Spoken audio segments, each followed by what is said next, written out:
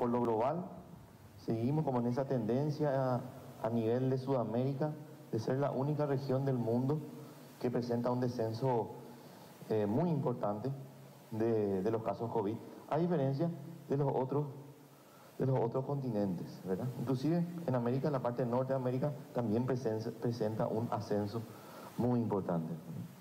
Entonces Sudamérica es la única región del mundo hoy que presenta un descenso importante del número de casos si comparamos con todas las otras regiones del globo.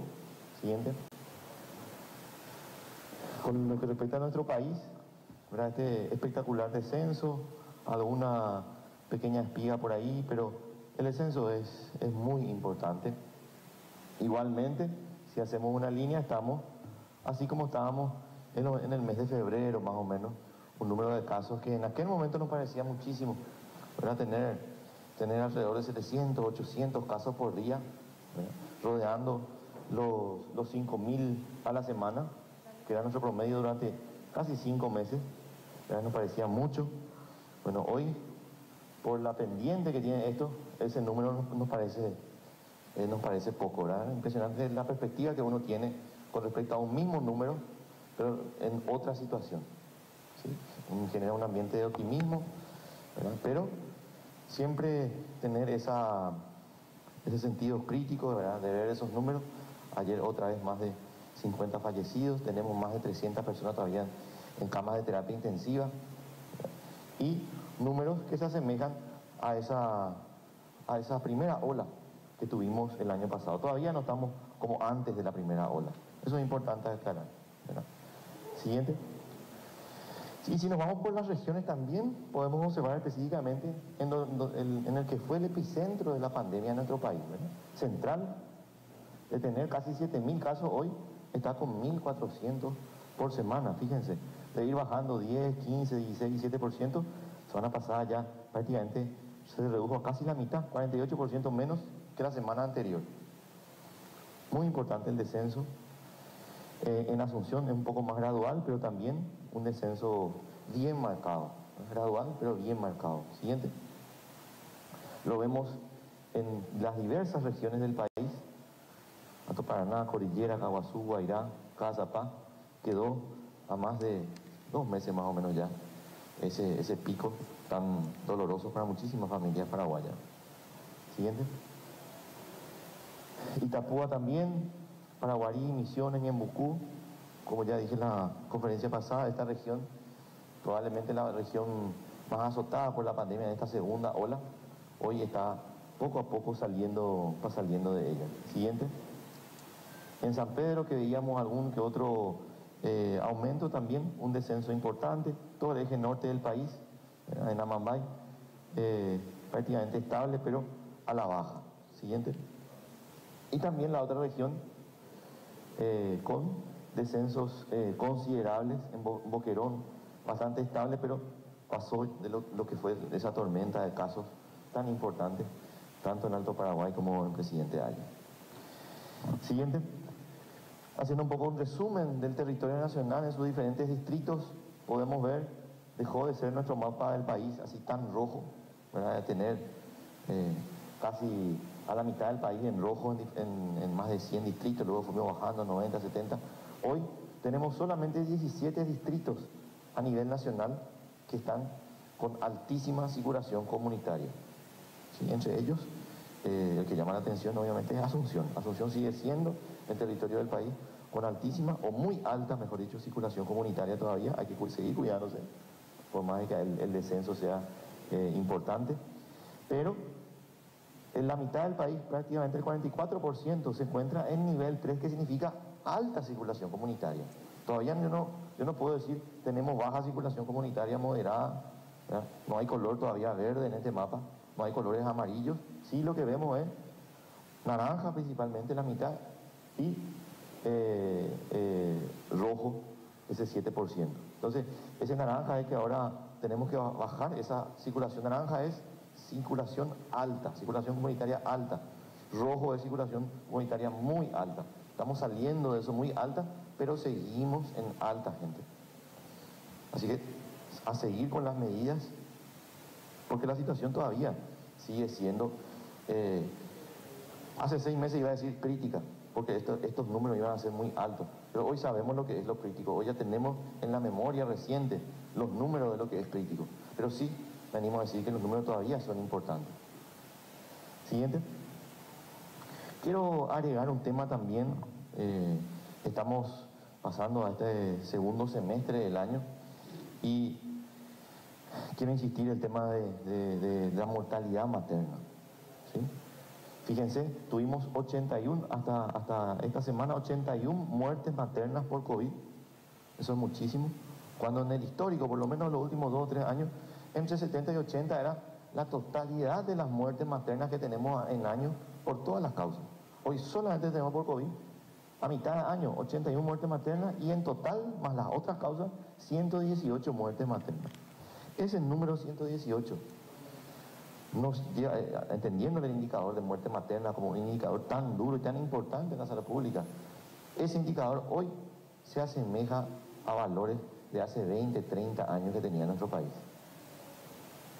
Como el COVID no solamente afecta en términos de COVID a todo el sistema de salud, ¿verdad?, con indicadores de COVID, sino también afecta a un montón de otros grandes indicadores de salud de nuestro país.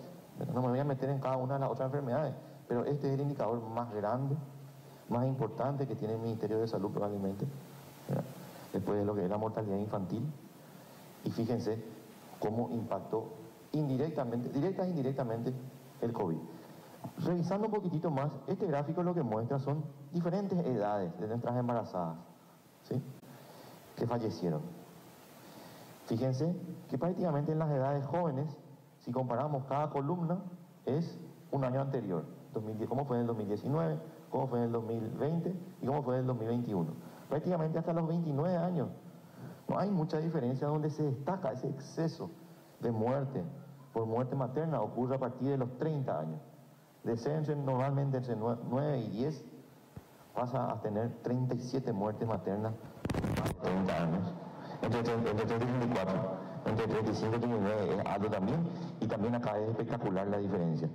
Entre las embarazadas de más de 40 años que fallecen, de tener un histórico entre 5 y 4 nada más, hasta ahora son 18 y nos falta tener toda la mitad del año. ¿Sí? Entonces, el COVID es un problema de mortalidad materna para todas las edades, pero principalmente para las edades, por lo menos, de embarazadas de 30 años para arriba. Hay que insistir con la vacunación allí. Siguiente. Y comparto este gráfico que tal vez no está actualizado. Esto ayer en la noche lo preparaba, no se ve bien y supongo que ustedes ven peor. En este gráfico vemos desde que empezamos la vacunación, los últimos días de febrero, con las poquitas Sputnik que llegaron, hasta lo que estamos cerrando de julio, estamos probablemente entre un 36 y un poco más por ciento de personas con al menos una dosis vacunada. Tenemos más de un tercio de la población de 10 años o más. ¿Sí? Si consideramos de 10 años para arriba, son casi 6 millones de habitantes, 5.900.000, y tenemos prácticamente un 36% de cobertura con al menos una dosis. Y en el cuadrito van a ver los grupos de edad. Los de más de 80, hay un 63% de la población de más de 80 que ya estaba con al menos una dosis. Más de 70, 79, 64% de cobertura, 60, 69, 62% de cobertura, y luego va bajando, por ejemplo 50, 59, 53% de cobertura, 40, 49, 49% de cobertura, y así va bajando, porque son edades que recientemente acaban de entrar, son cohortes que acaban de entrar recientemente en la vacunación. Entonces, importante entender, tenemos más de un tercio de la población vacunada, población objetivo. No es cualquier un tercio, no es un tercio distribuido homogéneamente, es un tercio de los más vulnerables. Porque si miramos los de más de 60, 70 años, tenemos más de 63, 64, 65% con cobertura de al menos una dosis, ¿verdad? Y si vemos los jóvenes, no son cualquiera de los jóvenes, son principalmente los que tienen patología de base y están muy conscientes de la necesidad de la vacunación y por eso fueron a ella. Siguiente.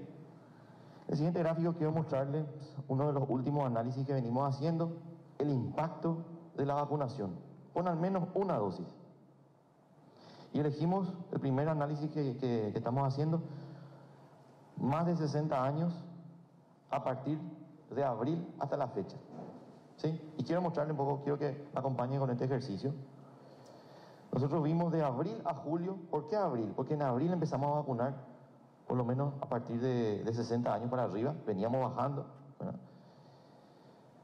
Entre abril y julio de este año, tuvimos 36.000 casos de COVID entre los mayores de 60 años.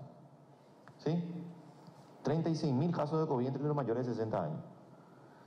De esos 36.000 que tenían COVID, la mitad o un poco más de la mitad, 55% ya tenía una dosis. Y la otra mitad, 45%, ninguna vacuna. Estos dos tuvieron COVID. Y me van a decir, la pucha, ¿por qué la mitad, más de la mitad de los 36.000 tenía COVID, o sea, tenía la vacuna y aún hizo COVID? Pero ¿cuál es la diferencia? Fíjense, los que tenían al menos una vacuna en este cuadro azul de arriba eran 20.000. Los no vacunados eran 16.000. Vamos a hablar en número absoluto. Los que tenían al menos una vacuna se hospitalizaron un 19%.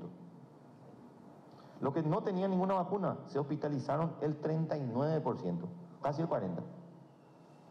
Casi la mitad.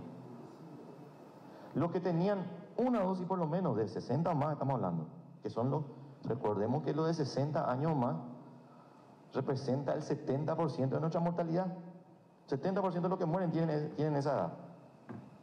Entonces, ese grupo, los que estaban vacunados, 8% nomás fue a terapia intensiva. En cambio, los que no estaban vacunados, 13%. De los que estaban vacunados, falleció el 5.9%, con una dosis.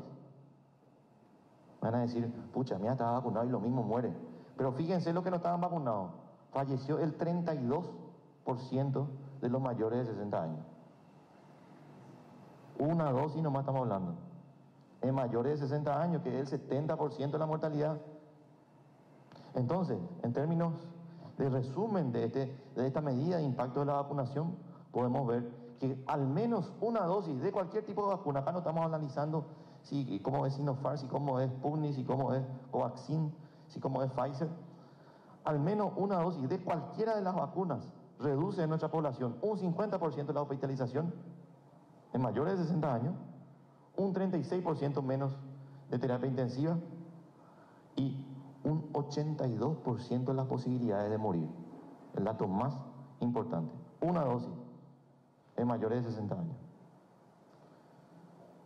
Vamos a seguir analizando esto, vamos a seguir profundizando en nuestros grupos de edad, vamos a ver cuando las personas tienen 2 dosis, cómo ese impacto seguramente es mucho mejor, y ajustar algunos valores. Pero este mensaje quiero compartir con ustedes. Me parece un análisis muy importante, el primer análisis del impacto de la vacunación que estamos haciendo a nivel general. Antes yo le mostraba solamente población de blanco. Estamos viendo personas de 60 años o más que generalmente cuando reciben vacunas no es que generan toda la inmunidad esperada. Justamente el grupo poblacional que responde en menor medida comparado con las poblaciones más jóvenes y sanas. Imagínense, una dosis nomás y el impacto espectacular. Vamos por la segunda dosis, gente. No nos olvidemos. Vamos a levantar estos valores. Peleemos por esa segunda dosis. ¿Sí? Y bueno, hasta aquí mi parte por hoy. Muchísimas gracias. Muchas gracias, doctor Guillermo Sequera. Seguidamente, el doctor Héctor Castro, director del programa ampliado de inmunizaciones. Buenos días a todos. También quiero unirme al saludo. Feliz Día de la Amistad para todos. Gracias por acompañarnos siempre, por permitirnos llegar con los anuncios importantes y por también compartir estos resultados que nos acaba de mostrar el doctor Sequera. Eso es un mérito de todos. Muchas veces referirnos en los resultados del éxito de una gestión no se le da el resalto que representa, pero hay que tener en cuenta que ese mérito es de todos, es de la población que va acudiendo, es de ustedes que nos van acompañando en compartir la información, en hacernos saber los errores para ir corrigiendo, en la interpelación que corresponde como ciudadanía, en muchos factores que se deben corregir. Así que bueno, es genuino el saludo por el Día de la Amistad para todos. Muchas gracias. Adelante, por favor. Bueno, siguiendo un poco la primera dosis en estos datos, esto es un cierre parcial, por eso es que siempre hay que considerar que hay algunas diferencias en números. Son 2.142.765 y segundas dosis